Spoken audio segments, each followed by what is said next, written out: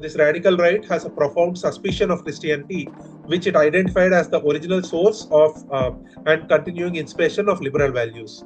Hence, this is different from post-war conservatism that saw Western civilization as dependent on Christian inspiration, as well as from an older tradition of Catholic anti-liberalism.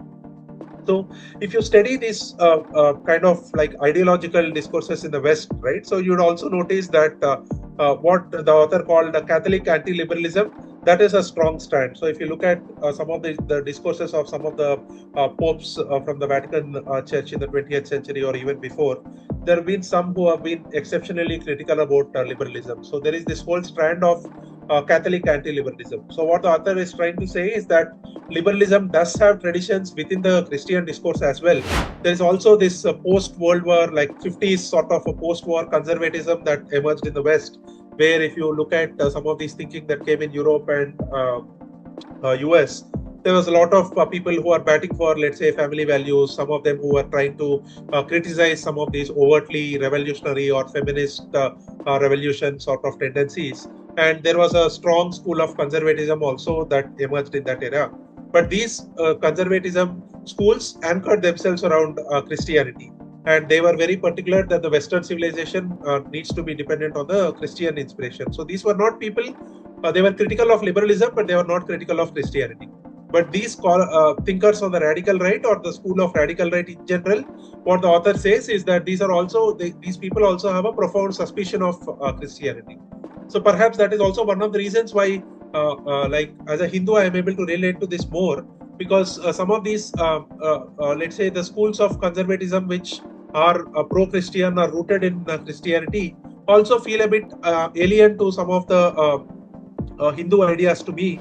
I think my intention today to bring that up is also to tell people that, like, as Hindus, it is okay to engage in all of these topics. I mean, it is all right if you want to criticize this notion of equality, if you want to criticize this notion of individual autonomy, to criticize this notion of tolerance. It is good and it is recommended to like understand the evolution of when these ideologies became mainstream. Like, you need to study the history of equality, you need to study the history of tolerance of construct.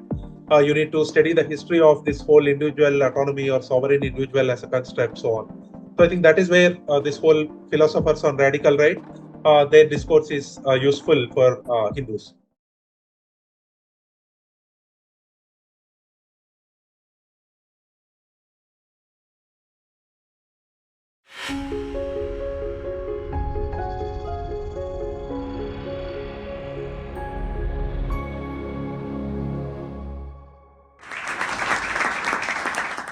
So let me just first start by uh, explaining why I felt this topic was important for us in our times today, right?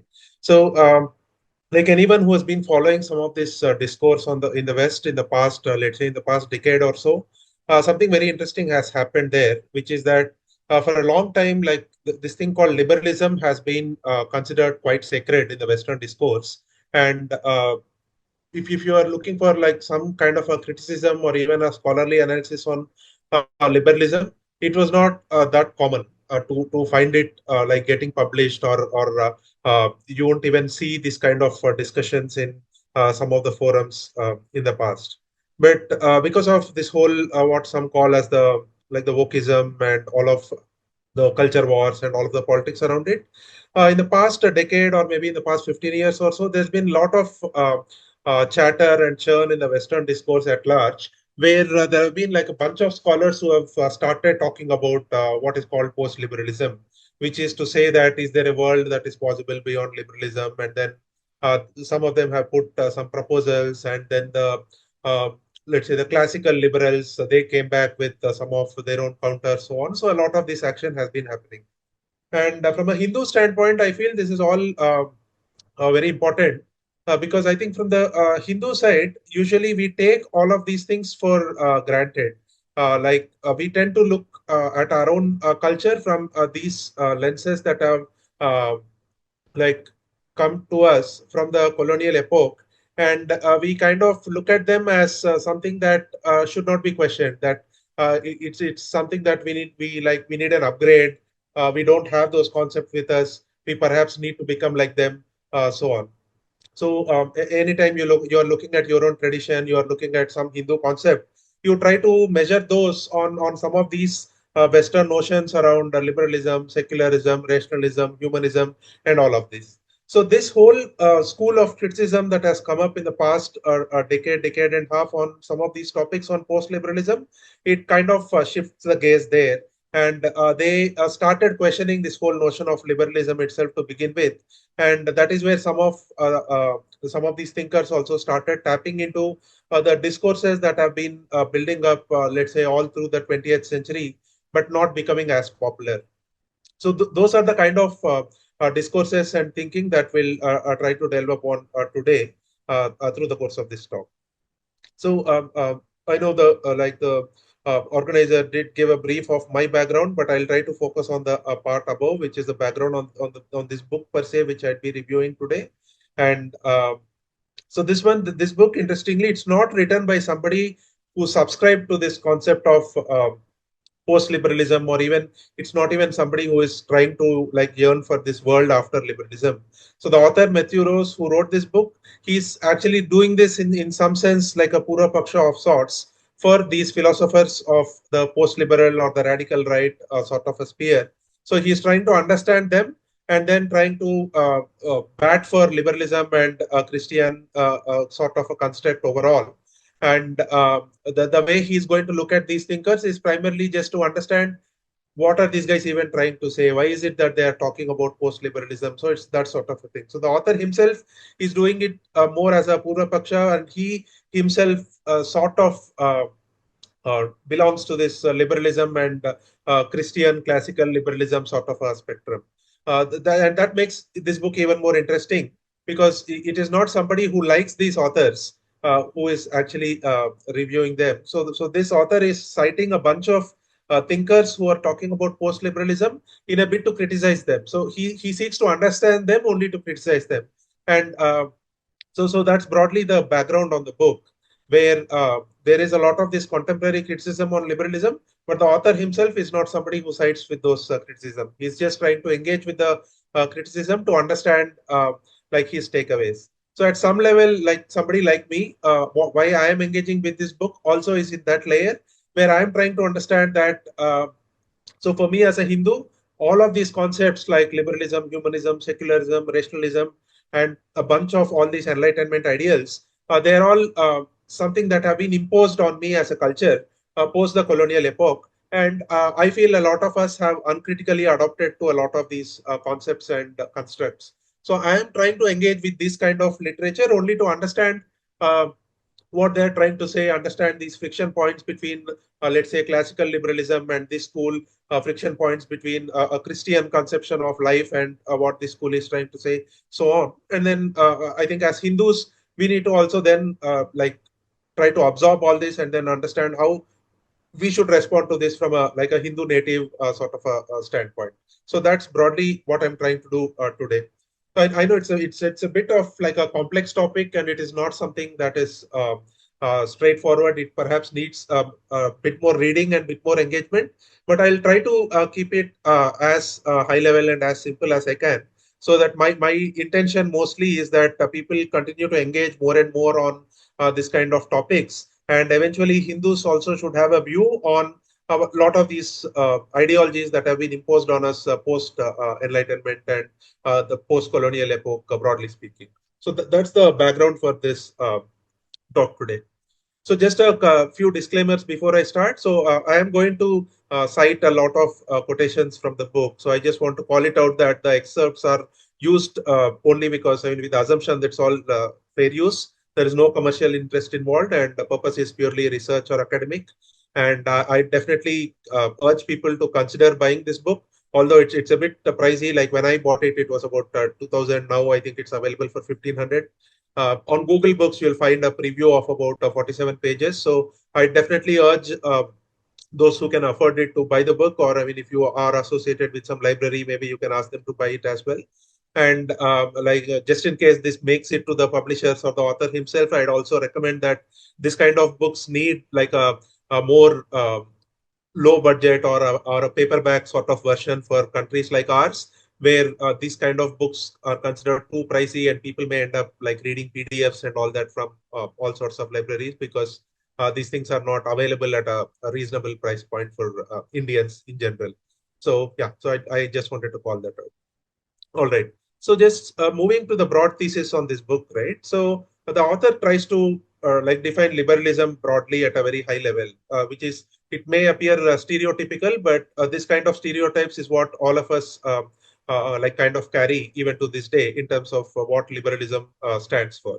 So when we think of liberalism ourselves, I think the way we look at it is that we see liberalism as uh, kind of an opposite to the traditional world. So liberalism is usually caricatured in the positive.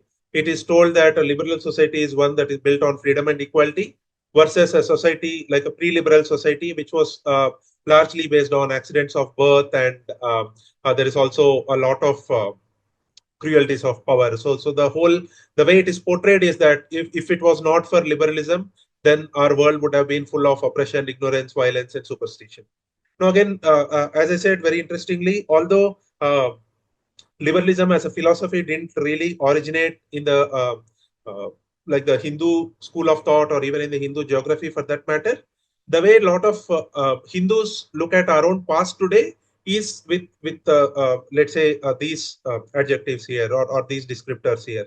So for a lot of us, also we tend to associate tradition or Sanatan Dharma, Hinduism, with a lot of negativity. We see that as instruments of oppression, ignorance, violence, and superstition. And then we feel that, like post the colonial epoch, that is when we got into the, like we got liberalized, and we are now in a world where we have a lot of freedom and equality, and we are now trying to slowly rid ourselves out of this oppression, ignorance, violence, superstition. So that's broadly how a lot of like Hindus to this day view like our own society. And it's very interesting that the author opens this book with these descriptors, because even in the West, this is how like a liberalism versus a pre-liberalism sort of a construct is seen. Now, this the title for this talk, when I made it like post-liberal movement, I really picked it from this line by the author, where he says that we are living in a post-liberal moment. After 3 decades of dominance, liberalism is losing its hold on Western mind. Now, the reason why the author says 3 decades of dominance, it's broadly the like the end of Cold War is seen as that time when like this liberalism sort of a model of organizing society has been declared as the winner. I mean, there's also some of these thinkers who declared the end of history and all of that. So these things are quite like quite popular in the Western scholarship in general, where that moment when, like in the 90s, when the communism sort of was declared as having lost, the Soviet breakup happened, and in Germany when the wall broke, all of that. So these are all seen as some sort of an epochal event. And then, so that's sort of the 3 decades of dominance here. And the author then says that, as I mentioned at the start of this talk, that there is this broad consensus amongst many thinkers that perhaps the tide is turning again, that this dominance of liberalism as an ideology is perhaps shrinking a bit. And a lot of them are now saying that there's some churn going on right now, what they call as the post-liberal movement. So when I read this kind of thing as a Hindu and as somebody who lives in India, so for me, the interesting thing here is that we kind of uncritically accept liberalism as a bar, or as a touchstone based on which we need to judge everything Hindu. But in the West now, there are people who are trying to question liberalism itself. So in that sense, I think my intention is more that as a Hindu, you need not really be so harsh and so critical on your own culture by trying to judge it based on these liberal standards. First, try to understand liberalism itself as a whole, and try to understand this interface between liberalism and the Western society. Look at that whole chart in terms of where it was and where it is and where it is moving ahead. So here the author says that a new kind of conservatism, unlike any in the recent memory, is coming into view. Ideas once thought taboo are being reconsidered, and debates once closed are reopening. So again, this is very interesting, because here the author is saying that now, let's say even this question of liberalism, right, where liberalism was declared as like some kind of a winner, or it has won these war of ideologies, or war of schools of thought some time ago. and now there's a lot of questioning happening. So that's where the author is saying that debates that were once closed, they are reopening. So in the Hindu case, I think I'd say that let's say for a long time in India, the way we used to assume is that like India is a secular country and Hinduism should be out of the public spheres and it should be limited to the private spheres, and broadly the overall mindset of the Hindu was mostly about like minding his own business and restricting Hinduism just to like your own individual spaces, and most of it like rest of your day to day in terms of how let's say like governance operates, law operates, of how uh, uh, commerce, trade, everything else, right? Every other aspect of your life. Broadly, we have agreed that these should all be secularized and they'll all be run based on secular liberal sort of a framework. And Hinduism has no say in any of these. So that's broadly how we have been operating.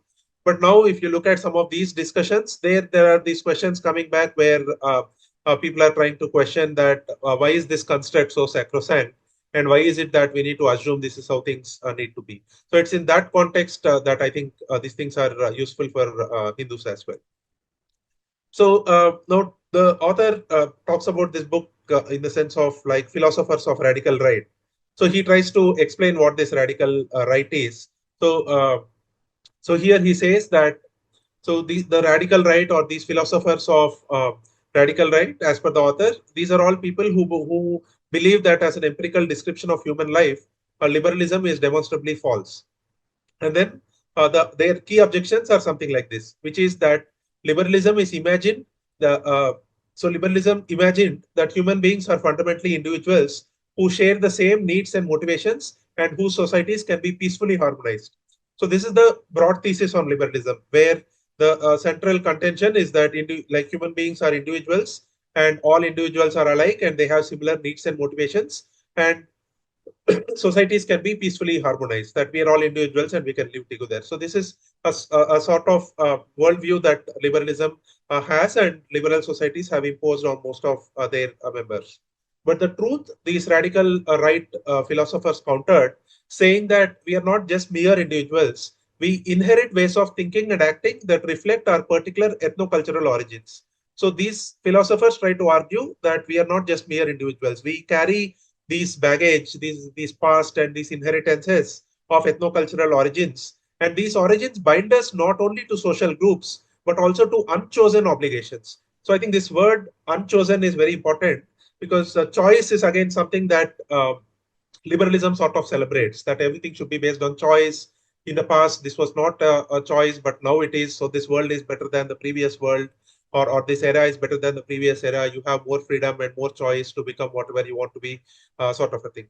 But then here, the radical right is kind of questioning that a lot of us are really born into these social groups, and we have a lot of these unchosen obligations. And they also permanently dispose us to living in a certain way. So they incline cultures to different conceptions of art and politics. They incline individuals to different stations in life, and they incline societies to distinguish insiders and outsiders. So again, there are like three different things being spoken of here, which is that if you look at this liberal atomized individual sort of a construct, the assumption is that we are all the same. But the radical right philosophers are kind of saying that is not true. It is that we are all born into some specific contexts, and those contexts, they shape your culture, and that shapes your art and politics. So this is again something that a lot of liberal Hindus also today have problem accepting, because they try to like they tend to see them as like global humans. They like I don't have any nationality. I'm not tied. I'm not like tied to this nationalism, patriotism, all that. And they say that they are just humans and their love extends beyond borders and all of this. So this kind of a thinking is broadly originated in this liberalism as an ideology. And these philosophers on the radical right, they are kind of countering that, saying that uh, so this whole view of looking at yourself as an atomized individual with no obligations to your past and to your culture, that is wrong and that is unnatural, is what they are trying to counter. And then the last part where they say they incline societies to distinguish insiders from outsiders also is a very powerful point, because again today, like from a typical liberal sort of a standpoint, tolerance is sort of like celebrated a lot. Like you should not say no to anything or anybody or any group. You should embrace everybody, and you should kind of accept everybody as a part of the whole. It's like a global borderless oneness, that sort of a discourse that liberalism sort of propagates. And then these philosophers are countering that, saying that fundamentally each society belongs to a particular ethno-cultural context, and you have a strong sense of who is insider and who is an outsider. So even in the Hindu context, if you look at it, although like the Hindu liberal sort of a discourse try to like play out some of these selective verses around like this whole Vasudhaiva Kutumbakam sort of a thing, where they try to say that the whole world is one family, but that those are really distortions, because in the Hindu context there are really like strong markers of what is swa and what is para, which is what is insider and what is outsider, or what is yours and what is the others. So the this kind of a discourse that is coming from the radical right also has a presence in the broader Hindu discourse, because Hindu discourse is also very context sensitive. But the Hindu liberal sort of a spin tries to make it context neutral, but that's not the case. Hinduism is actually, like Sanatan Dharma broadly, is very context sensitive, and there's also like a deep consciousness of who we are and who we are not. So I think that's where some of this discourse on the radical right kind of relates to Sanatan Dharma as well. And then the last part again is very important, because these philosophers on the radical right, they were also very, very clear and very, very particular that liberalism is evil in principle because it destroys the foundations of social order. Now, again, this is something that a lot of Hindus today will have a hard time to digest, because they would have seen like this journey from, let's say, from the pre-colonial era to the post-colonial era, and particularly the post-constitution era. A lot of them see that as the journey towards liberalism. Like our society was in this whole tyranny of a tradition sort of a mold, and now liberalism is one who is breaking those shackles and liberating us from this stranglehold of tradition. That is a sort of mindset that a lot of us carry. And here, these philosophers are saying that it is exactly for that reason that liberalism is evil in principle, because it destroys the foundations of social order. Now, just to elaborate on that part of destruction, right? So, how does liberalism broadly do this? Because it says it uproots people from historic communities and social roles. The radical right predicts that liberalism would trigger an anxious preoccupation with group belonging, and the triumph of liberalism would therefore coincide with its collapse. So again, it kind of runs counterintuitive, where a typical liberal sort of discourse is that I'm liberating you from like your past, and you can now become whatever you want. But if you look at the way things have played out in the world, it is not like the world is any better or things are much more happy, and like there's so much of harmony across groups today. In fact, the harmony that existed in the past also doesn't exist now. There's a lot more of atrocity and a lot more of group animosity now, because of what these philosophers are here saying, that this whole urge of liberalism to uproot you from your historic community and social roles, and trying to posit you as this atomic individual who is not subject to any other authority and who is not subject to your own cultural moorings, that is counterproductive, because that has triggered this anxious preoccupation with group belonging. And the triumph of liberalism, these philosophers say, that would therefore coincide with its collapse. And that's where I think some of this whole post-liberal sort of a discourse has sprung up in our era in the past decade and a half, because a lot of people in the West started going quite uncomfortable with how this whole discourse around multiculturalism and liberalism sort of played out. And people are now questioning that, is this uprooting really necessary? And should I really try to act like this enlightened liberal who has got nothing with my past cultural connections? Why is it that this uprooting has become such a precondition for progress? So I think that's a question that people are broadly asking. Again, like as I said at the start, the author is not somebody who subscribed to this particular description of liberalism. So this author, Matthew Rose, he's contesting all of these, but he's still engaging with these philosophers just to explain their worldview. And for me, when I am reading this, I kind of tend to subscribe to what these radical right philosophers are saying, because that is something that I can relate to my own Hindu experience and my own experience that that's how I have seen things play out in this country in the past, let's say in the past century or so. or more importantly, in the post-independent era, where liberalism and liberal secularism has been the like the front-facing sort of an ideology that governed our constitution and our broader societal constructs from then on. So I think a lot of our own education systems, they are really oriented towards uprooting people from these historical continuities, and they have an explicit intent to create these like sovereign individuals or a rootless individuals, and we kind of see the effects of how that has played out in the past 70-80 years in this country, where more and more Hindus that are coming out of these education systems, they're quite clueless about their own culture, their own tradition. A lot of people actively have a contempt for their tradition, and in general, I think we carry a lot more than necessary guilt, hate, and shame about our own past and ancestors. And the urge for that really, I think if you start probing into the root causes, I think it goes back to like how liberalism is sort of constructed as this ideology of where uprooting people from your historic communities and social roles and broader social cultural context, that has become like a precondition for progress. I think that's the reason why we are the way we are today as Hindus. Now, this is where again the whole discourse also become a bit more interesting, because these radical right philosophers whom the author has profiled in this book, they are also very critical about Christianity as a religion in terms of how Christianity expanded over time in like in the West, in Europe in particular, and its impact on social life, on political life, and culture in general. So, what these authors say is that political life does not depend on truths or values that transcend our identities. The radical right claimed for on a biblical vision of human unity. So liberalism says that political life does not depend on truth or values that transcend our identities.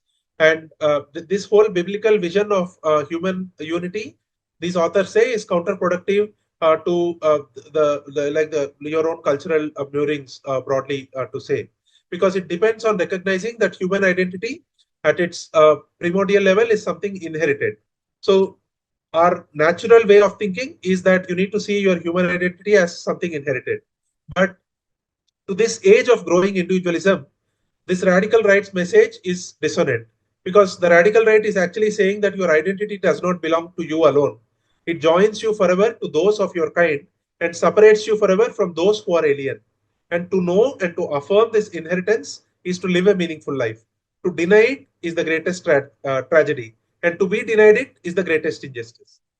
So this is broadly the thesis of the radical right sort of a school, and they are trying to say that liberalism is running contra to all of this. And they are also saying that the biblical vision of human unity is also one of the reasons why, like liberalism, which some say is like can be seen as like a Christian heresy. So so that whole trajectory of how liberalism sort of played out is like this, where while the innate natural tendency is to join you forever to those of your kind, liberalism kind of separates you forever from your own roots. And what the natural or the like the innate philosophy of life really is to tell you who you are and who you are not. So that you have an innate tendency to say this is my group and this is the other group.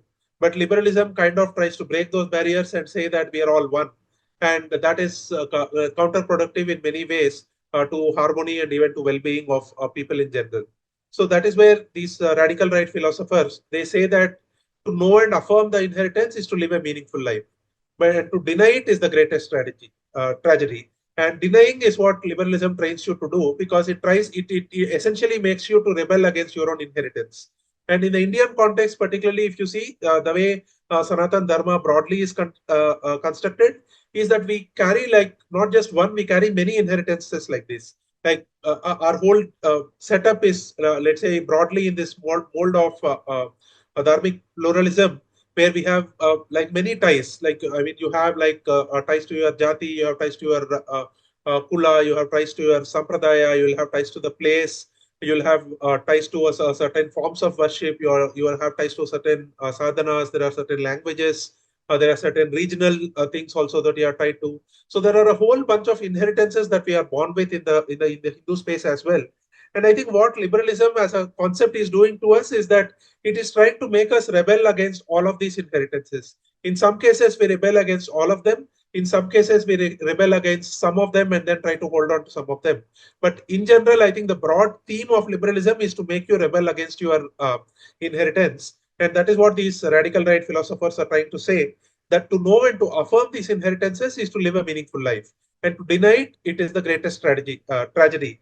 And to be denied it, the greatest injustice. So this greatest injustice is what they are saying is happening in a liberalism sort of a societal construct.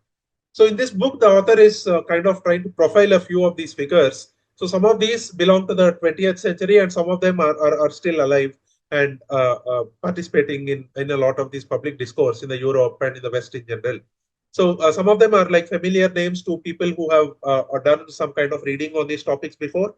So Oswald Spengler's work is quite popular and quite established in some of these circles. So he has provided Western peoples with what he believed that they most desperately needed, a clear understanding of their own identity and its irreconcilable differences with all others.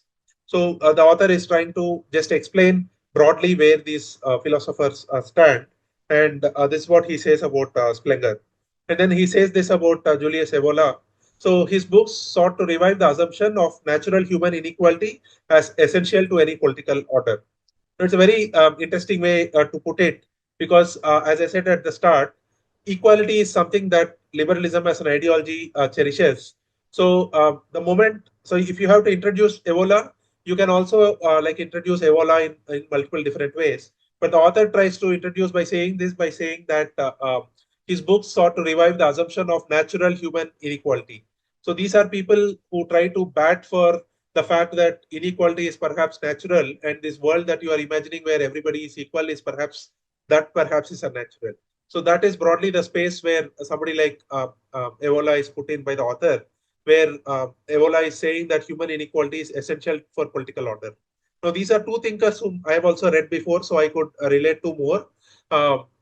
Francis Parker Yockey is somebody like even I am not aware of. So even in this talk, I am not going to delve deep into it. And most of, I think that discourse is perhaps much more relevant to the West than to us. Alain de Benoist again is a very popular thinker, and I've read some of his writings as well. So his theory is something I think that comes closest to the Hindu space as well, where Benoist, his theory is called like folk democracy. It defends the right of all peoples to protect their customs, cultures, and even ethnic integrity from the effects of liberalism.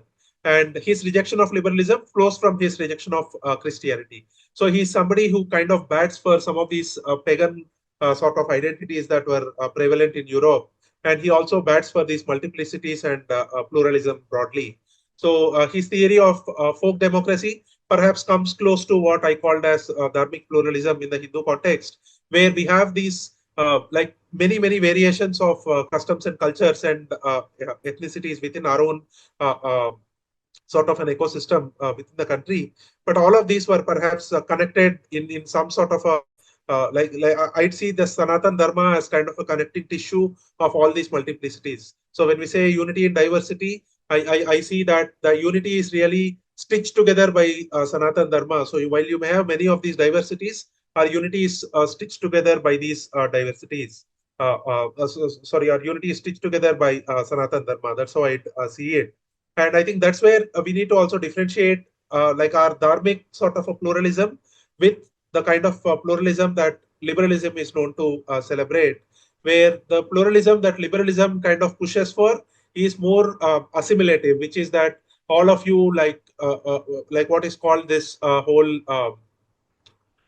so like there is this whole concept of like a salad bowl, right, where like everybody retains their distinct identity but still are there in one sort of a bowl. Then there is also this whole concept of like a soup or some sort of everybody blends into that one global sort of a pool. So that is sort of the assimilative model that liberalism kind of pushes, that all of them eventually blend into a certain kind of a sameness. But these thinkers like Benoist here, what they are trying to say is that they are trying to say bad for something called folk democracy, which is closer to dharmic pluralism, because it is saying that you need not let go of your own customs, cultures, and ethnic identities and ethnic integrities in general. You have a right to protect all of these, and you need not really give up on all of these in the name of liberalism. And these people reject liberalism because they also see that this kind of a homogeneous tendency as kind of flowing through from what Christianity did when it Christianized all of Europe. So they see this as a long journey where there is a tendency of some level of homogenization that is happening, and they kind of resist that tendency that is now coming through this vehicle of liberalism by saying that liberalism is not the way forward and folk democracy is perhaps the way forward. Now, again, like I said, the author contests these. So while he explains what these thinkers are saying, he contests this rejection of Christianity of these thinkers by saying that these people don't understand Christianity enough and they're trying to portray Christianity too much in the negative, so on. But I think from a Hindu context, it is perhaps like both are in some sense a Purva Paksha of sorts for us, because for the Hindu, liberalism is as much alien as Christianity also is. So I think for us, it's more of trying to understand this interplay between both of these forces, and then also trying to understand what these philosophers on the radical right are saying, and then trying to build our own discourse in terms of how we as Hindus need to like respond to liberalism as a force broadly. The last thinker, Samuel Francis, again, that's not a thinker that I was aware of prior to reading this book, so I'm not going to talk much about that during the course of this talk. So this again also is, I think, very relevant more to the West than to us. But during this talk, I think I'll spend more time discussing some of these ideas, like from Evola and then from Alain Benoist, because I think those are the closest that I think those are the ones that we can relate to the most as Hindus. So I'll also spend some time trying to explain this whole Christian question, as the author calls it. That he also says this, that these thinkers that he's profiled in this book, they also are like overtly critical about Christianity. So he says that this radical right has a profound suspicion of Christianity, which it identified as the original source of and continuing inspiration of liberal values. Hence, this is different from post-war conservatism that saw Western civilization as dependent on Christian inspiration, as well as from an older tradition of Catholic anti-liberalism. So if you study these kind of like ideological discourses in the West, right? So you'd also notice that what the author called the Catholic anti-liberalism, that is a strong stand. So if you look at some of the discourses of some of the popes from the Vatican Church in the 20th century or even before, there have been some who have been exceptionally critical about liberalism. So there is this whole strand of Catholic anti-liberalism. So what the author is trying to say is that liberalism does have traditions within the Christian discourse as well. There is this strand of Catholic anti-liberalism. There is also this post-World War, like 50s sort of a post-war conservatism that emerged in the West, where if you look at some of these thinking that came in Europe and US, there was a lot of people who are batting for, let's say, family values, some of them who are trying to criticize some of these overtly revolutionary or feminist revolution sort of tendencies. And there was a strong school of conservatism also that emerged in that era. But these conservatism schools anchored themselves around Christianity. And they were very particular that the Western civilization needs to be dependent on the Christian inspiration. So these were not people, they were critical of liberalism, but they were not critical of Christianity. But these thinkers on the radical right or the school of radical right in general, what the author says is that these are also, these people also have a profound suspicion of Christianity. So perhaps that is also one of the reasons why, like as a Hindu, I am able to relate to this more, because some of these, let's say, the schools of conservatism which are pro-Christian or rooted in Christianity also feel a bit alien to some of the Hindu ideas to me, because there are indeed some, let's say, some compatibility issues between some of these mainstream ideals that when you have like a top-down Christian sort of a society, then it does have some a bunch of conflicts with like this whole dharmic pluralism or Sanatan Dharma, broadly speaking. So I think that's why I think I am able to relate more to some of these thinking from the radical right, and I can perhaps appreciate their own suspicion of Christianity in this context, because this whole tendency to homogenize and to convert people and uproot them from their individual identities, that is kind of that's how like a lot of these missionary sort of a discourse operates, where they have an explicit acknowledgement to, let's say, change your ways of worship, change your culture, change your god, so on. So this uprooting of customs and uprooting of identities is something that some of these radical right philosophers have contested, and that they see as a continuing journey that started with Christianity, moved to liberalism, and then continuing to operate on societies. So that's how I think they see that. And interestingly, I think their criticism also goes a bit more deeper, which is where the radical right critiques Christianity not for restricting individual autonomy, but for inventing it. Now, this is a very clever line because I think a lot of liberal, like Hindu liberal sort of discourse that has emerged, let's say, in the past a few years within the Hindu space. So we also kind of see this individual autonomy as something that is very dharmic. So there are some thinkers and some writers within the Hindu space who sort of say like Swadharma is individual autonomy, and that I think is a distortion. And that is where I think some of this, the way these radical right thinkers try to understand liberalism and Christianity in general, makes it very interesting, because they say that this whole idea of this autonomous individual or sovereign individual who doesn't have anything to do with these unchosen obligations or connections with inherited identities, they say that that is something that Christianity invented. That is not something that was naturally there in most of these other societies prior to Christian intervention and prior to liberalism mainstreaming some of these. So these people accuse or critique Christianity not for restricting individual autonomy. They in fact say that Christianity is the one which has invented it.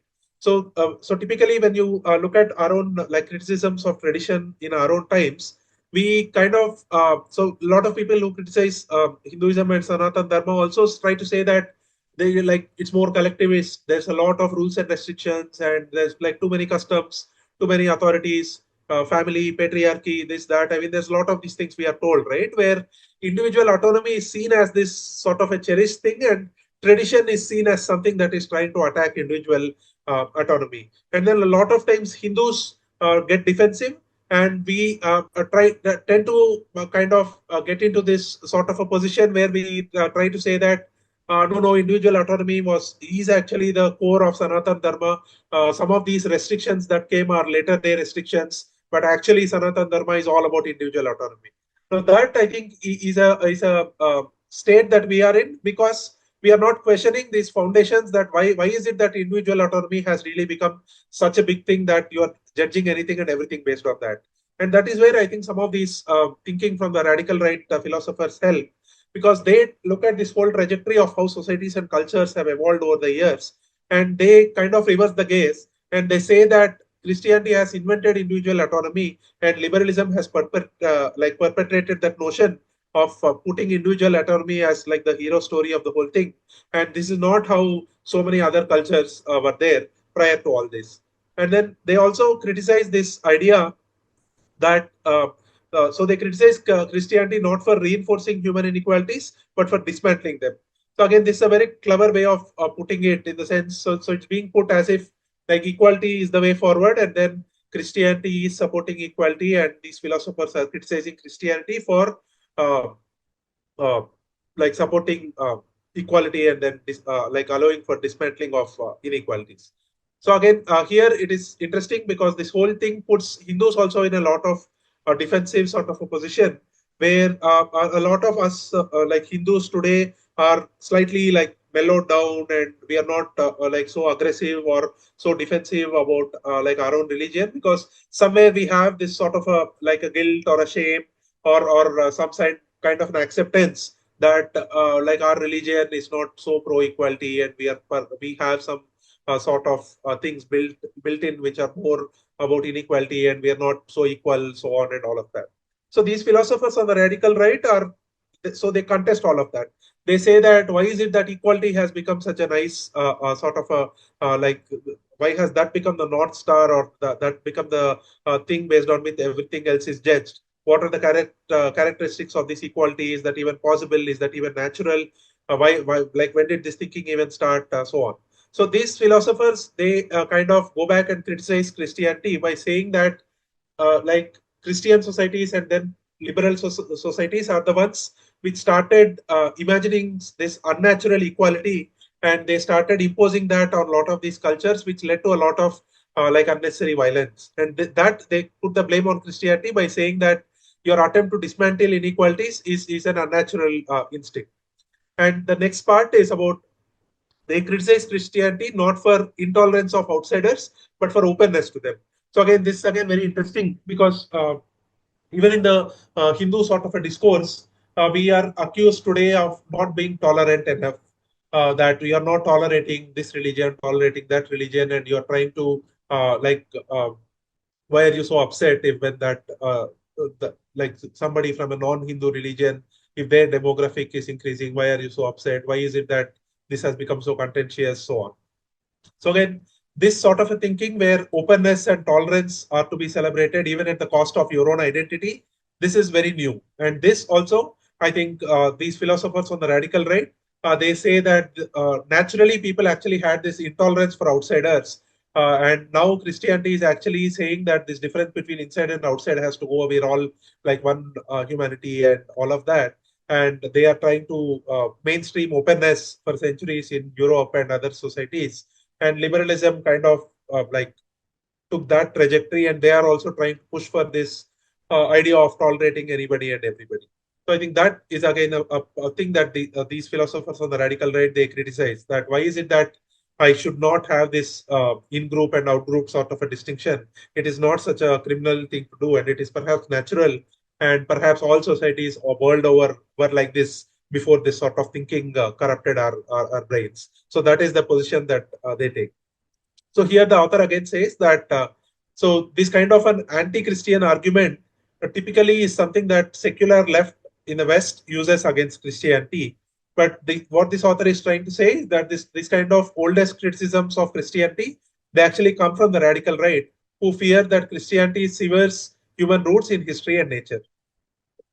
Again, as I said, from a Hindu standpoint, we do have this kind of a view on colonialism and Christianity and missionary sort of a discourse, that it has indeed disconnected us from some of our roots, and a lot of today's Christians have forgotten their own dharmic past. So we do have that sort of a concerns. So I think that's also an area where perhaps Hindus will have some kind of a, they'll be able to relate to some of these Christian criticisms by the philosophers on the radical right.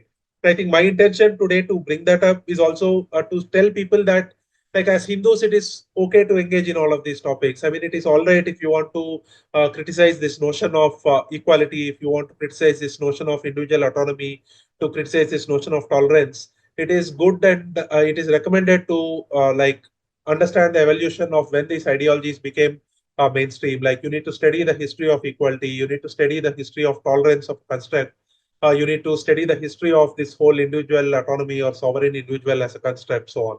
So I think that is where this whole philosophers on radical right, their discourse is useful for Hindus. So just to double click on a few of these thinkers, I'll perhaps take another 20 minutes just to go over some of these. Uh, so Evola again is a thinker who, like some people on the Hindu spaces, also are aware of Julius Evola's work, but he's not that popular because some of his discourse is a bit discomforting in the sense that he's also quite critical of modernity in general, and Hindu discourse in like today's times. Usually, we are not very comfortable with reading those kind of criticisms on modernity because we feel we need to perhaps modernize us first, and we need to like get more prosperous, and we see modernity as a vehicle for that kind of a prosperity, and we are not very comfortable with this kind of criticism in general these days. But it's interesting to look at still read somebody like Evola nevertheless, because he tries to kind of explain this whole journey. So the crisis of modernity, Evola says, is really a crisis of political authority. He identified its origin with liberalism, from which the evils of individualism, materialism, egalitarianism inevitably followed. Again, for a lot of Hindus who bend more towards liberalism, like when I say Hindus, it need not even be Hindus who like to even express that they are Hindus. It can even be like what many today say, that like I was born a Hindu, but I am a secular, liberal, atheist, agnostic, whatever. So those sort of Hindus as well, right? So for those Hindus, individualism, materialism, egalitarianism, these are like cherished ideals, and they feel that they want to break away from Hinduism, to celebrate these ideals broadly. And somebody like Evola, he's kind of criticizing all of these because he says that this is like an unnatural state of being, and this is not how things need to be. And Evola also sees this origin in liberalism. So there is this break that originated with Enlightenment modernity, where liberalism sort of became front-faced, and from that, these evils of individualism, materialism, egalitarianism inevitably follow. So Evola says liberalism is perniciously disorienting. By encouraging people to think and act apart from the guidance of authority, it renders them unable to see the naturalness, goodness, and even beauty in long-standing customs and inequalities. So again, this is a very difficult thing to absorb as a concept, and also even if you understand, it's very difficult to digest because it flies against what we have been told uh, by this broad enlightenment and liberalism, secularism sort of a discourse as Hindus. So even for us, we have been told that your old customs were like unequal, customs were like hierarchical, authoritarian, and all of these, right? So what Evola is trying to say is that you are not able to understand that authority also is required, and the role of authority and what authority should be anchored on in a traditional sort of a construct. So a sacred authority, for example, right, where the authority is anchored on sacred, that will behave very differently versus an authority that is anchored on something profane or a non-sacred or a secular sort of a anchor. So I think these are ideas where Evola kind of questions that there is a beauty in a lot of these long-standing customs, and what from the outside also appears as inequality, there is also beauty in that. And liberalism kind of deprives you in seeing all of that. That when we look at our own traditions, we try to judge them based on these lenses of equality, which Evola says started from liberalism, and some of these thinkers also say they started from Christianity and then moved to liberalism. So with this lens, when we start looking, we kind of feel this sort of a like we are just overtly harsh and critical coming to looking at our own long-standing customs.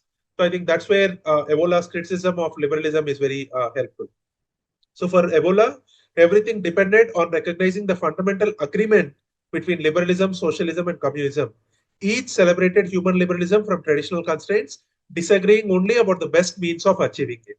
So again, this is a very difficult topic to understand because Hindus in general, as I said at the start of the talk, we don't study these enough. So we kind of operate in the same binaries and same concepts that have been imposed on us by the West post the colonial epoch and through the education system, that we don't even care to understand the histories of some of these concepts and how they have evolved.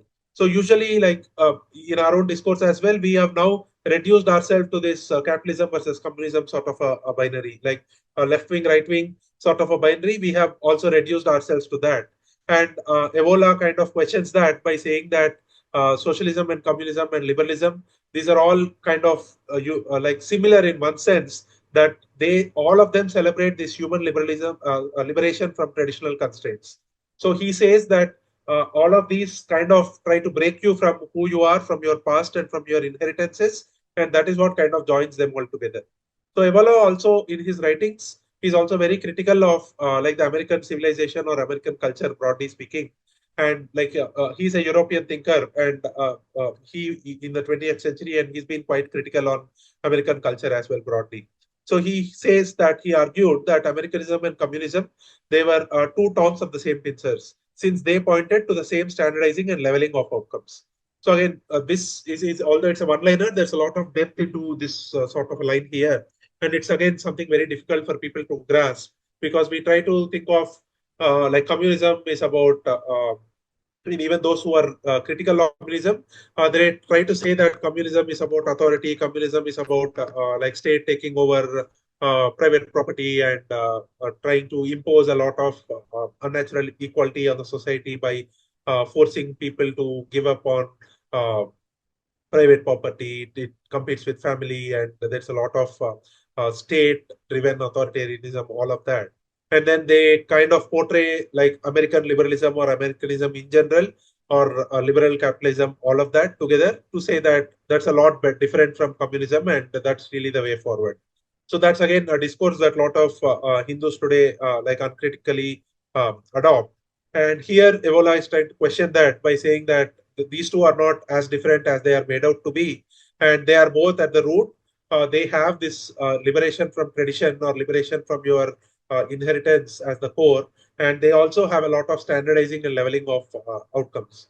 So the standardizing aspect again is very difficult to understand. But if you look at how the liberal pluralism kind of operates, you can actually understand that that pluralism is actually it's quite rootless, and it is more focused on assimilation and more focused on blending everybody into like one common mixed sort of a pool without like no one will retain any of those unique inheritances. It's more focused on this whole confusion or making everything like a buffet menu of sorts and not really about your own grandmother's recipe. That's how I look at it, that we all have these inheritances, right? Like the way of cooking that happens in my house may be different from your house. So if you look at a typical Hindu society, our diversity is a very rooted sort of a diversity. Like each of us cling on to our own cuisines. We may pick a cuisine here, a cuisine there, but we have a lot of pluralism. But this pluralism is also very rooted.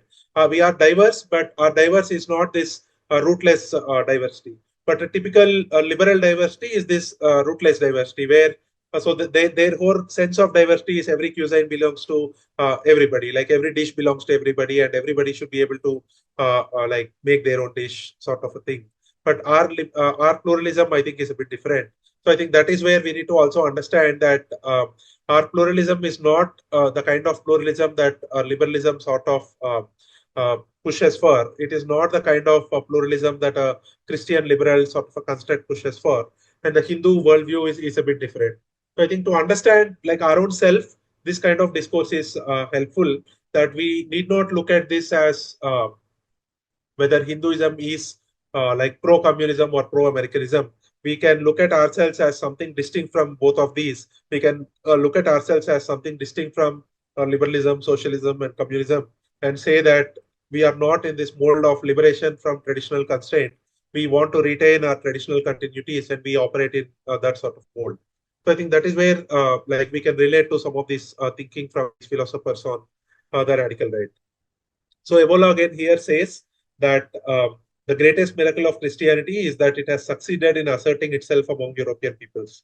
So here again, so this makes a lot of liberal thinkers and even liberal Christian thinkers like the author himself uncomfortable a bit, because they don't like this demonization or overtly critical view on Christianity. But Evola he doesn't mince words there. He says that Christianity as a homogeneous force has been able to assert itself among European peoples, and European diversities and European continuities have actually taken a hit because of Christianity. That is what somebody like Evola says. So for him, there was no more insidious idea in human history, that he traced virtually all of the secularizing tendencies in liberal culture to Christianity's fateful separation of spiritual and temporal authority. So in a lot of this Christian discourse, you have this. So there is a like a realm that is designated for God, and there is a realm that is designated for Caesar, which means the king or the. So there is this whole difference between the transcendent, which is a world somewhere else with the where the God is the king, and there is this current realm where the Caesar is the king. So that sort of a separation is there, and a lot of scholarship exists which sees this whole secularism, liberalism, all of these as concepts emerged from this fundamental schism in Christianity, where spiritual and temporal has been split into two. So somebody like Evola says this is some of the, like he sees that as a very insidious idea in human history, that this separation between spiritual and temporal or sacred and profane. These, I think, like he says that it's a very bad idea, and it is an idea that has got a lot of second order consequences, which are not in the good interest of society, broadly speaking. So Evola insisted on the anomalous character of the Christian schisms from tradition. So he says that the pre-Christian or non-Christian world, you take the Egyptian, Roman, Assyrian, Persian, and even Hindu societies, they all have a very different view on traditional society. The kingship and priesthood were integrated into one single office, and they were not seen as like two separate realms altogether. So Christianity, Evola says, is the unhealed wound at the heart of the Western culture. So this kind of a thinking it makes a lot of people even today in the West a bit uncomfortable, because their whole anchor is around liberalism and then also Christianity. So they don't like to be so overtly critical about Christianity. There are people maybe in the secular left in the West who may be critical of Christianity, but this author is mostly talking about those liberals who want to. This is about people who may be against like some of these woke manifestations, but they are still pretty much in line with liberalism as a philosophy and of Christianity as a way of life broadly in a Western sense. And these radical right philosophers, they appear like too critical for them. So Evola, who doesn't mince words and say that Christianity is the unhealed wound at the heart of Western culture, that kind of discourse makes a lot of liberal thinkers in the West kind of uncomfortable. So talking about Alain de Benoist here, so his conservatism uh, that reflected an older sensibility. He argued, one, that saw the heterogeneity of peoples as the only true wealth of the world. He regarded the diversity and inequalities to be good and its progressive homogenization to be evil. So again, here, this is something that a lot of people on the Hindu side also can relate to, that Hindus in general, we cherish a lot of like our own diversities. Like I said, we have diversities in practically every other aspect of life, but we still have this sort of a connecting dharmic sort of a layer or dharmic sort of a tissue or worldview that sort of unites all of us. So although we are diverse, it is not also that we are totally unrelated to each other and we cannot even like make sense of each other. So that's the sort of construct that we have. And so while there are also like with diversity, it's also comes like inequalities also are a part of the package. It is not like we are all the same. It is not like all of us are exactly the same on the same parameter all the time. So there are always inequalities. There are differing contexts and all of these. So this thinker, Alain de Benoist, he actually considers that as a natural condition. So he says that this, like his conservatism, reflects this older sensibility. So this is the true wealth of the world. This heterogeneity of people is the true wealth of the world, and this progressive homogenization is evil. So for us, from a Hindu standpoint, if you look at some of these homogenizations that are happening today, so where we have some schools which are, let's say, calling for annihilation of some of our identities. There are some which say languages need to go. There are some who say a lot of the Jati identities need to go. There are some who say that some, like we have too much diversities in forms of worship. Do we need so many gods? If you look at some of our own 20th century reform events, there were some which tried to let go of idol worship. There were some which tried to abstract everything and like get into this one god, or some of these like movements like Brahmo Samaj and all of that. So all of these at some level they have this whole thing of trying to disconnect you from these heterogeneous inheritances, and like a progressive homogenization is sort of seen as a good by all of these movements as well. So these kind of thinkers try to help you. So they help you understand that when did this progressive homogenization as a tendency emerge with the West? What are the Christian origins? How is liberalism becoming a vehicle for this progressive homogenization? And why is it that heterogeneity should be seen as the true wealth of the world? So I think that's where these kind of thinkers are helpful. And from a Hindu standpoint, I think it's also important to understand that our heterogeneity also is not this sort of a disconnected sort of a heterogeneity, as I kept emphasizing through the course of this talk, right? So our pluralism is this sort of a dharmic pluralism where while we do have the diversities, we are also, there's also this unity that is binding all of us. So our heterogeneity is a bit different from the kind of heterogeneity maybe somebody like this thinker is talking about, where there's perhaps much more of a sense of us and others. But I think our heterogeneity is a bit different, and it is so the contracts between these diversities are molded based on dharma. So I think we do have this dharmic contract, I'd say, between these diversities in our case, which is a bit different. But what Hindus need to definitely pay attention to is this tendency of progressive homogenization. That slowly and slowly, a lot of these identities, they are told that these identities are outdated. We need to let go of those identities to progress. And it is in annihilation of these identities that there is progress. And this homogenization is good, heterogeneity is bad. In fact, there are some who, in the Hindu internet discourse, there are some who use this thing like we have I think it's called diversity obesity. some of these handles on Twitter use that. So I think we have this whole thing going on. So these thinkers help us understand the roots of this kind of thinking, and progressive homogenization need to be seen as an evil. That is what a thinker like Alain is saying. And then Christianity, therefore, marked a rupture in human history, whose ongoing effects Benoist said himself to be resisting. It began a process of disembedding human beings from rooted communities.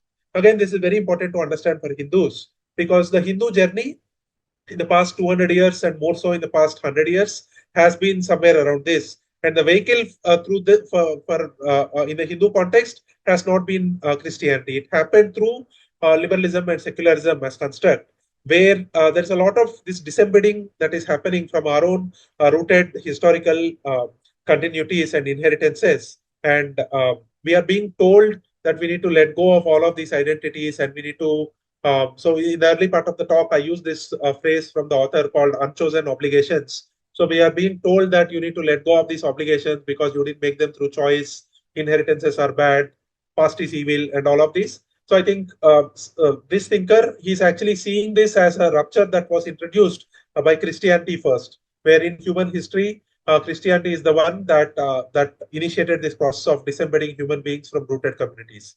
So Christianity revolutionized the social world. It gave human beings an individual identity that is apart from their family, homeland, and heritage. So again, some may contest this, like this author himself, for example, contests this. But at some level, I think as Hindus, we can relate to it, because if you look at our own sort of conversion and missionary activities that has happened in this geography for a while now, a lot of people do grow very disconnected to their pre-Christian or Hindu heritage and Dharmic heritage. And Christianity has actually revolutionized the social world by also creating this thing called like the sovereign individual or atomic individual. And we tend to see everything from this individual identity sort of a lens. In fact, even some on the Hindu discourse who try to anchor themselves around, let's say, some of these Nastika, Charvaka sort of flavors, or even broadly the Hindu liberal sort of a discourse, they try to front face a lot of these individualism and individual identity sort of thing within the Dharmic framework. But this kind of criticism is something that they should also engage with, because this whole individual identity that is disconnected from its past inheritances, disconnected from past continuities, that is something that is like that's something that is of very recent origin in world history, and mostly like a post-Christian and post-liberal sort of a post-liberalism sort of a construct, where it is these ideologies that have pushed for this sort of a rupture, and it is not the natural human condition. So Alain Benoist says that human identity is always mediated through group memberships, and human beings do not exist even in their most private aspect as mere individuals. And it is a liberal illusion to imagine that they do. So again, this is something a lot of Hindus can, like, you can directly connect to this, because the Hindu identity also, it is mediated through many of these group memberships. As I mentioned at the start, you need to look at the Hindu dimension, like a Hindu identity as perhaps like a multi-dimensional or a weighted average sort of a thing, where we carry a lot of these diversities. Like I said, you have your Jati Kula identities, you have Sampradaya identities, you have a lot of these Parampara identities, you have sadhana, worship practice identities, then you have festivals, you have those that are tied to a region. Some festivals are more popular in one region, some are not. You have language. Some languages have a certain kind of cultural constructs and certain kind of literally constructs which may not have exist in that sort of richness in some other language. Our arts are very diverse. One dance form may have a certain kind of ideology more prominent than another art form. Our schools of bhakti are diverse. So we have a lot of these group memberships. So this whole thing that Hindu individual also doesn't exist today. And that identity is also mediated through a lot of these group memberships. And these group memberships are also not always chosen. Like it is not like you are actively choosing and everything is initiated by choice. A lot of these are also inherited. A lot of these just so happen. You are born into a certain family, you are born into a certain milieu, you are born into a certain culture, a region, and a certain, let's say you are born into a family that has got a certain deity as a Kula Devata or family deity, then your connection with that deity, like it's pretty much from your umbilical cord. It's not something that you chose. So these are like our Hindu identity also is a lot of, it's full of these unchosen obligations. And these unchosen obligations are also mediated through these group memberships. So these thinkers are trying to argue that human identity is mediated through these group memberships, and human beings do not exist, even in the most private aspects, as mere individuals. So this imagination that liberalism is sort of trying to push on a lot of Hindus, also saying that you need to let go of all these ancestral identities, you need to let go of all these customs and traditions, try to be on your own, try to think like an individual, you need to be your own sort of a authority on these matters. Don't go by what they said. Don't go by what your tradition said. Don't go by what your customs say. Try to think like an individual. So this whole construct of this sovereign individual identity also is very unnatural from a Hindu standpoint, and that is what thinkers like this are saying, that like human identity is mediated through group memberships, and we do not exist even in the most private aspects as mere individuals. So liberal theories, he says, are consistently contradicted by liberal realities. Again, this is a very subtle point. So in theory, liberalism protects individuals from unjust authority, allowing them to pursue fulfilling lives apart from government coercion. But in reality, it severs them from deep bondings of belonging, leaving them as isolated individuals exposed to and dependent on the power of the state. So again, this is a very important point which a lot of us don't understand. A lot of Hindus also don't understand. They think that by being liberated from traditional authorities, from customs and traditional inheritances, it's great progress and we are doing something great. But in fact, what is happening is that more and more, as you see these traditional authorities to, and you like, as you see their authority and give it to the state, and then you kind of secularize a lot of these Hindu spaces, we are also becoming more and more dependent on the state. So Hindus, in fact, have become like a lot more atomized and isolated compared to some of other religions, even in India today. Because Hindus, I think, have fallen to this uncritical, like they have succumbed to this sort of an uncritical view on liberalism, that we thought that we need to secularize, we need to defang some of these traditional authorities, we need to let go of some of these inheritances, and perhaps that is progress, will flourish as individuals. But what has ended up today is that we have become more and more atomic, and for everything we are reliant on the state. Hindu community practically doesn't exist for anything meaningful and anything strong today, and we are perennially dependent on the state. The way we manage our temples also is a classic example. One of the biggest reasons why temples don't get freed even to this day from government control is because Hindu community as a construct is it just doesn't exist, barring some exceptions, of course. That Hindus don't have this view that uh, outside of the state, what is my identity? Like, what is that group or group membership that I can belong to? I think that is something that doesn't exist at all in the Hindu space today. And one of the reasons why this is happening, this has happened in such like this has accelerated in the last 70, 80 years, I'd say, is because of the way liberalism has operated in the Hindu space. So social logic of liberalism works to evaporate communal identity. Again, it's a very strong statement and something that that lot of Hindus can identify very much. So the social logic of liberalism in the Hindu context, it has worked in evaporating of the Hindu communal identity. For a lot of people, Hinduism as an identity is very strictly relegated to the private spaces, and it is only like it's their own private thing. They don't even like to talk about it in public. So a lot of liberal Hindus, even some of these who try to portray themselves as secular, atheist, all of that, in the private spaces, they might actually be doing some sort of a sadhana. They may even have their own rituals or routines, but they don't even like to talk about it, because Hinduism in the modern context, that whole communal identity has evaporated because of how we have uncritically adopted to liberalism. And these thinkers are pointing out exactly about that in the European and Western context, that the social logic of liberalism, it works to evaporate communal identity. So what was organic has become voluntary. Again, it's a very important statement.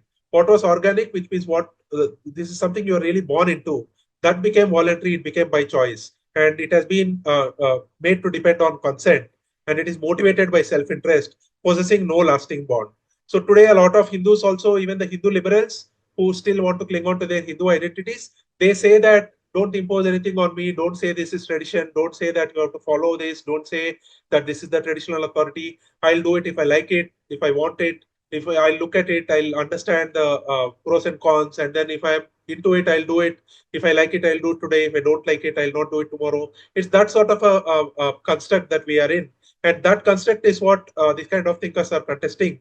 That what was organic has become voluntary, which means it has become dispensable. It has become like an option. If I like it, I'll do it. So it has made to be dependent on consent. So I'll do it only if on explicit consent. So if you say that on this particular day, this is the puja vidhi, or these are the nishedas for this particular process, or this particular temple, these are the rules, we revolt. We say that why are you trying to impose this? You should not do all this. It should all be based on consent. You should ask me if I want to do this. If I say I want to do this, I should be able to do it, so on. So I think all of this is because of how liberalism has seeped deep into the Hindu consciousness. And these thinkers are really helping us to understand that what was organic became voluntary and everything is now dependent on consent. And this last line is particularly important.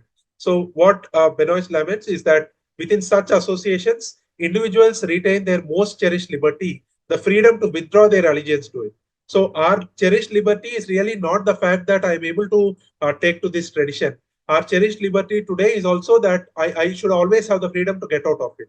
So the way liberalism operates is that it creates these creatures who are not really into those traditions. What they celebrate is their ability to not do the tradition. So in fact, there's something very interesting. Like there is this small discourse by the Sringeri Shankaracharya, where people are asking him to give exemptions to the traditional diktat that is there, that people need to do dvijas in particular. Like for particular communities, there is this rule that you need to do a Sandhya Vandana sort of a routine. Again, like all other communities also have various flavors of it. So I don't want to get into that. This particular discourse is very specifically into a question where people come to him and then they're asking him this thing that those rules are too strict. That, like they are saying, I need to do it in 3 times a day and do it for so long. So like I can't do it because I need to attend to my office and I need to do something, or things have changed. These things are too rigid. You need to be a bit more flexible and all of that. And then the Shankaracharya remarks that what you want is this. So what you're asking from me is really not helping you to do the ritual. What you're asking me is to help you get exemptions from this particular ritual. So what you're asking me is really exceptions, and you're asking me to invent more and more exceptions and more alternative. Your interest is not in actually pursuing the ritual. So that's sort of related to this discourse. The liberals' most cherished liberty is the freedom to withdraw their allegiance to it. So if you tell somebody that you need to do this ritual, what they cherish is their ability to say that I won't do it because of XYZ sort of exemption. So I think that is what liberalism is training us on, that we want to rebel against that particular tradition. We want to rebel against that particular diktat by saying that I'm a free individual, I'm a sovereign individual, I'm not constrained by any of this. So I think that's, again, very interesting, that that's something that you learn by engaging with these radical right philosophers, because they are questioning all of that, that liberalism, while it is marketed in a certain way, you are actually becoming isolated and you are subject to the power of the state. And while liberalism talks a lot about freedom and all of that, it's really about the freedom to withdraw your allegiance to your traditions, and that is nothing to be celebrated. So I'll take perhaps another 10 minutes and then wrap this up. I know it's been a bit long already. So what again this thinker says here is that he talks about a philosophy of social identity, that man is an ayah by nature. So you are actually inheriting a lot of things by nature. So you are a being who experiences meaning only through the extended self of inherited social memberships, rather than in what you experience by yourself. So as a individual, you carry a lot of these inheritances. So you are actually you have a lot of these social memberships, and these social memberships are also not by choice. So these inheritances are something that not always, they may be by consent also. These are just, you're just born into that community, so you'll have to respect these inheritances and mold your experiences and meanings accordingly. So I think this is something, again, something that a lot of Hindus can relate a lot to, and this is something that that is something that a lot of the liberal secular sort of discourse rebels against, because they don't like this description that more like man is actually a higher by nature, and man has a lot of these inheritances. Their whole discourse is built on rebelling against these inheritances. So Alain here says that we come into the world with unchosen relationships and obligations, and we continue to exist only in and through them. Again, a very important point, which is the fact that a lot of these are unchosen. a lot of these are also obligations. They are not something that you are doing just because you like to do it. You are doing it because you have to do it. It's an obligation. So we come into the world with these unchosen relationships and unchosen obligations, and we continue to exist only in and through them. So our existence is not about rebelling against these relationships and obligations. Our existence is about accepting these relationships and accepting these inheritances and fulfilling these obligations. So human identity in this respect is profoundly illiberal. It is being rooted in a particular kinship structure. It exists only in a sequence of generations, and it is always as a child of a family and invariably as a member of particular communities and stranger to others. Again, a very fundamental and a very particularly like a pertinent point, which a lot of Hindu people can relate to, but something a lot of people who are sold on the secular liberal sort of a worldview, they cannot relate to. Because here it is emphasizing that human identity is profoundly illiberal. You are rooted in particular kinship structures, and your existence is in this parampara. Like a sequence of generation in our parlance is really a parampara. And a lot of this is also unchosen. So I think that again is a very important point. So here he also says that hostility is created by the denial of these group differences and not by their positive recognition. So again, this is something liberalism kind of tries to guilt trip us by saying that by clinging to these identities, you are alienating others. So you need to let go of this identity. They need to let go of that identity, and we should all tolerate each other and we should all blend in together. So this, he says, that it is not correct, and he argues that positive recognition of group differences is actually good. So he says that the denial is actually what creates the hostility, and not by the like positive affirmation of group differences doesn't create hostility between groups. And that is again something we can also relate to, because in the whole dharmic pluralism sort of a framework that I referred to, our discourse is not about letting go of these identities. Our discourse is about each of us having these multiple diversities, but still sort of trying to stay together and trying to stay connected to each other. So the atrocities of the 20th century Europe and its legacy of colonialism for Benoist, they were motivated by an attempt to erase group differences and not to maintain them. So broadly, I think I also spoke about this tendency of homogenization, like a progressive homogenization sort of a tendency. That I think is something that is something that perpetrated or accelerated more and more in the 20th century Europe, and also is a legacy of colonialism. That there is this whole attempt to erase group differences, but maintaining group differences is what is perhaps the natural condition. That is what these thinkers on the radical right kind of emphasize. So liberalism tolerates other cultures only so long as they come to find a home in the community of liberal societies.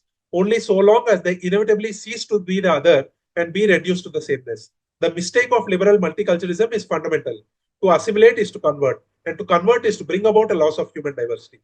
Again, a very, very, very important point, something a lot of Hindus even today have a very, very hard time to understand, because they have this picture that you can somehow assimilate anything and everything into the broader Hindu sort of a framework, and they feel everything can be assimilated, and we should also let go of all these identities and blend into some sort of a sameness. So I think this is something that this thinker is contesting.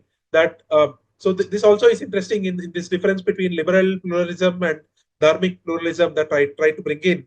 That a lot of liberals also try to market themselves by saying that we are plural, but their pluralism is also contested here by this thinker, because he is saying that liberalism tolerates other cultures only so long as they come to find a home in this community of rootless liberal societies, really, because they need to inevitably cease to the other, and they should all be reduced to the sameness. So there is this sort of a some sort of a mass sort of a individual that is sort of created, where everybody is kind of the same.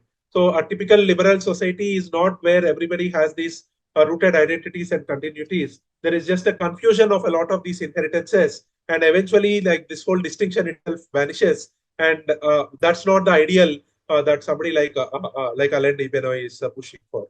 So he regards the desire to bring outsiders into a shared common life and to break down long-standing cultural barriers as a secular expression of Christian universalism.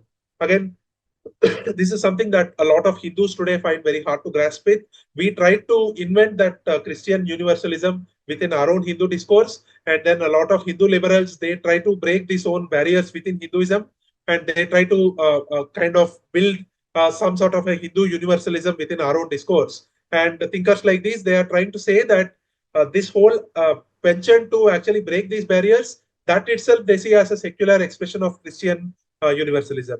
So this whole idea that you bring anybody and everybody into your milieu and you tolerate everybody and you create this multicultural khichdi of sorts, that imagination is what these kind of thinkers are contesting.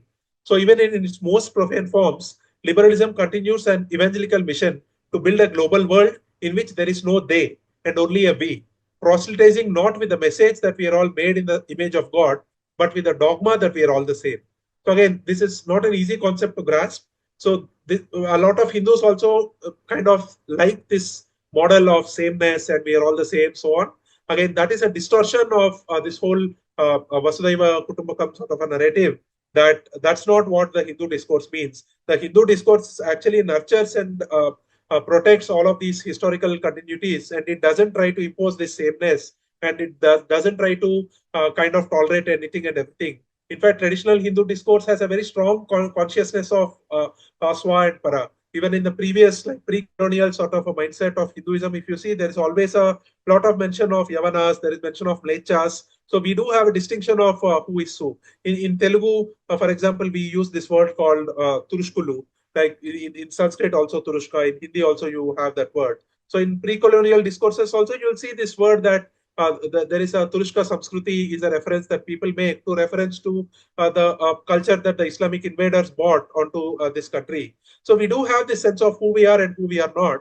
And liberalism, I think, is the one which is trying to spread this sort of a sameness. And there is this whole Christian universalist sort of a root behind it, where I think a lot of Hindus, we are trying to imagine ourselves in based on these monikers. And that is what these philosophers are kind of contesting. So this thinker also says that anti-racist activism only foments what it purports to suppress. Again, this is very interesting because the way liberalism is marketed is that they, in the West, of course, is to say that they say racial barriers will go away and we'll all blend into one human race and all of that. But if you see how that has played out, it has actually fomented a lot of these racial disharmony and a lot of these animosity between races. And we have never spoken so much of races as since we officially eliminated them, resulting in the reinforcement of ethnic categories. This is a criticism from Alain Benoist on this, where he says that the reinforcement of these racial categories have happened in an era where we are actually supposed to eliminate them. Again, this is something a lot of Hindus can relate to. I won't get into the details there. Now, when asked in 2012 about interracial marriage, again, here he said that one cannot be at the same time for race mixing and for diversity because the immediate consequence of the first is to reduce the second.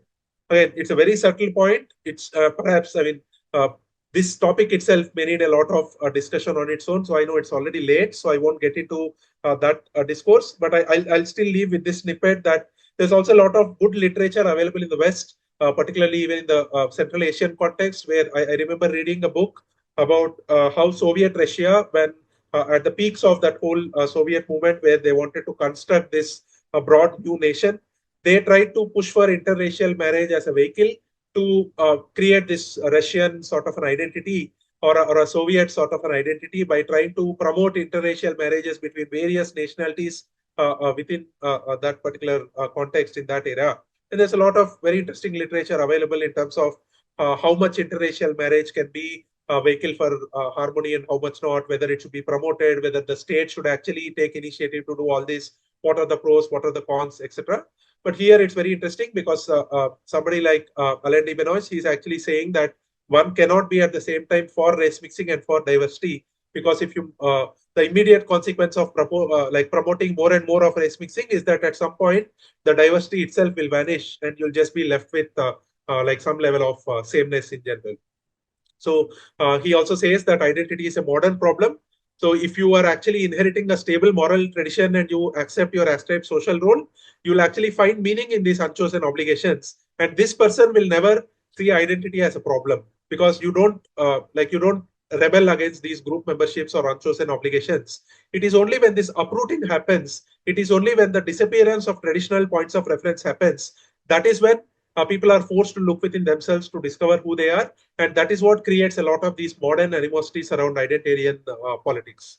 So for Benoist, this social revolution began with Christianity, matured under liberalism, and culminated in global capitalism.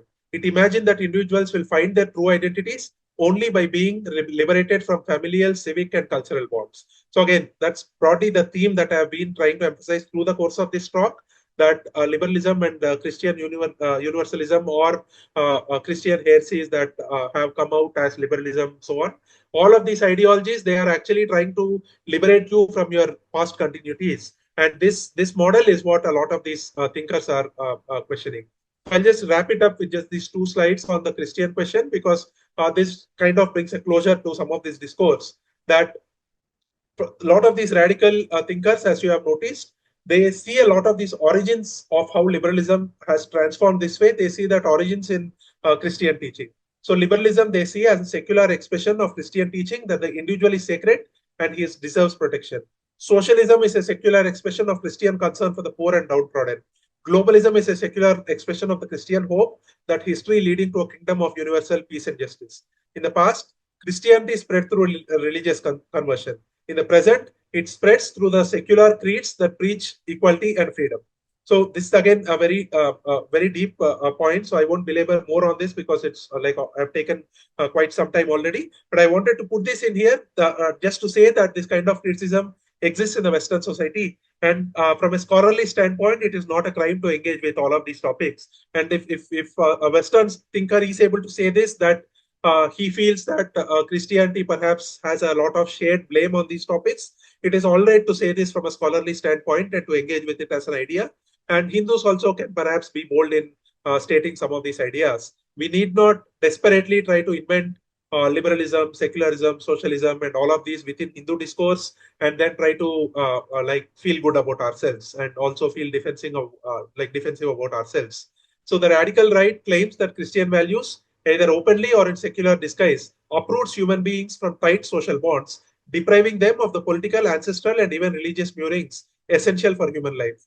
Again, this is something a lot of Hindus can relate to, because this has been our experience in the last 100 years as we front face liberalism and secularism as the key drivers through the constitution and through the broad discourse, that we need to be uprooted from our social bonds, we need to be deprived from our ancestral moorings. So Christianity, these thinkers say, it fractures communal solidarity, dividing society into secular and religious spheres and identities into public and private. Again, I spoke about this at the start as well. So it attempts to unite humanity through a doctrine of human equality, but this ideal and its secular substitutes, they only worsen social division rather than healing it. For if human beings share the same nature and purpose, persistent inequalities must be seen as evidence of injustice and not a reflection of natural order.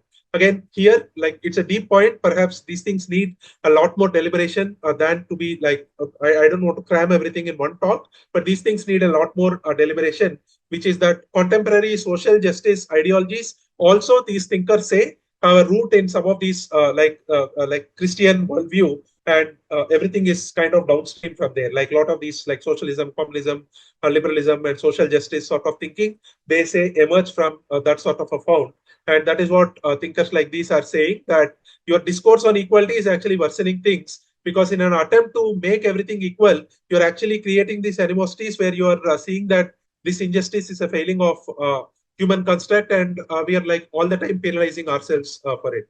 So Christianity also disrupts our relation to history, weakens tradition, and bonds. So the bonds of memory that link us to our ancestors, Christianity weakens that as well. So believers live in anticipation of a heavenly kingdom that will redeem their fallen past, not in the veneration of the earthly golden age that will be restored. As a result, Christian ideas have created a world where politics increasingly moves in one direction, by repeating of the past and its accumulated translations. But what is modern politics in virtually all its forms but the reenacting of the original Christian drama? Again, it's a very powerful point. I don't want to talk more about it now in this talk. It perhaps needs its own sort of discourse, and I also recommend that more and more Hindus read more on this topic. I just want to emphasize on this part that politics increasingly moves in one direction, where you are constantly repenting for your past and its accumulated translations. So in the Hindu context, there is this whole notion of Purvajon ka Paap, where we are constantly being told our ancestors have committed sins for 3,000 years, 5,000 years, whatever, and we are constantly being told to be guilty and ashamed of all of this. So these thinkers are contesting that whole notion. And again, they see that Christianity's conception of transcendence, that is the hidden origin of our most serious cultural pathologies. Christianity gave birth to a culture that grounds its legitimacy outside of itself, and in doing so, we are slowly losing our own identities. Christian theology must be prepared to confront a post-Christian right with the same vigor that it has challenged the secular left. So this is the author speaking really, where he says, like he explains all of these criticisms of Christianity, and then he tries to say that we need to confront this Christian right because Christianity needs to stay strong, so on. And he tries to say that some of these laments of these radical right philosophers is like the laments of these pagans in the Roman era, where they had a fear of ancestral annihilation, and this is similar to post-liberal anxieties. So again, perhaps as a Hindu, the reason why I have been able to relate to some lot of this kind of thinking is maybe because even I share this fear of ancestral annihilation. I share this fear that as we liberalize more and more, as we secularize more and more, perhaps Hindus will lose these ancestral bonds. And maybe it is that ancestral anxiety in me, which this author says is something that was seen in the last generation of pagans as they were getting Christianized. Maybe it is that anxiety in me that is making me speak some of this. And it is perhaps that anxiety in some of you as well, which is making you sit through some of these discussions. So I think it is important to engage with all of these topics as Hindus. And I just conclude by saying that we need to understand liberalism with these urges that liberalism has, where it is saying that our need to bond with families, with community, with nation, to the exclusion of others, and our need to protect and pass on an inheritance, our need to celebrate exceptional achievements and inequalities among human beings, and our need to experience transcendence and self-sacrifice. All of these are running contra to the liberalism sort of a discourse. And as Hindus, I think we need to be more and more critical about these tendencies. Like we need to question why like this whole break from past and break from our continuities. I think we need to question this model more and more. So if liberalism is in crisis, it is because its picture of human life has proven to be impoverished. And we need to question this. So we need not try to invent liberalism in our past and try to self-flagellate about the lack of liberalism in some of us. We need to, in fact, flip the gaze and question that liberalism's picture of human life is actually impoverished. And we need to say that human beings need not be defined through act of individual choice and self-expression alone. And we should be able to say that humans are social creatures who find meaning through relationships that you have not chosen and responsibilities that you cannot relinquish. I'll just repeat that past one again, that we are really finding meanings in relationships that we have not chosen and responsibilities that we cannot relinquish. And human identity in this respect is irreducibly illiberal. So if I were to leave this talk with some takeaways, I think it will be some of these, that as Hindus, we need not be ashamed of these characteristics of Hinduism, that we have these unchosen identities and we have these responsibilities that we cannot relinquish. And perhaps it is okay to say that Hindu Dharma is irreducibly illiberal in that sense, because we are embedded in lines of kinship and descent, and we exist as a sequence of generations, and as a child, as an inheritor of a particular culture and social patrimony. It is an irreducible part of our nature and an absolute given that we owe our existence to parents and the peoples who we did not originally choose. Again, a very important point that like we have been guilt-tripped by saying choice, choice, choice, but then here there are thinkers who are contesting all of this and saying that this is how cultures, like this is the natural state of cultures, and we need not anchor everything based on choice. So the author here concludes with some appeals to rely on Christian ideals and commit once again to them in answering these criticisms to liberalism and Christianity from this radical right and alt-right. And he kind of tries to portray that we need to contest this from a Christian standpoint. But I think as Hindu, we need not worry so much about it. That like our relevance, I think, is more in trying to understand more and more of what Sanatan Dharma truly is, and not judge it based on some of these constructs. So that is what I tried to do in this talk. I know it's a bit long. I took 1.5 hours, so also it's quite heavy. So sorry for like trying to put some of these dense concepts onto some of you. But I think these are like incredibly important topics for Hindus to engage. And like I'm open to take some questions, but I mean, if it is too late, you can always engage with me on these topics on Twitter. So thanks to CIS and the Indus University folks for having me here. I've been participating in some of these talks in the past as well, and I really enjoy the time I get to spend here, because I mean, these forums don't exist for a lot of Hindus like me to engage on these topics, and I'm like very appreciative of some of the work that these folks are doing. So thanks for giving me this opportunity.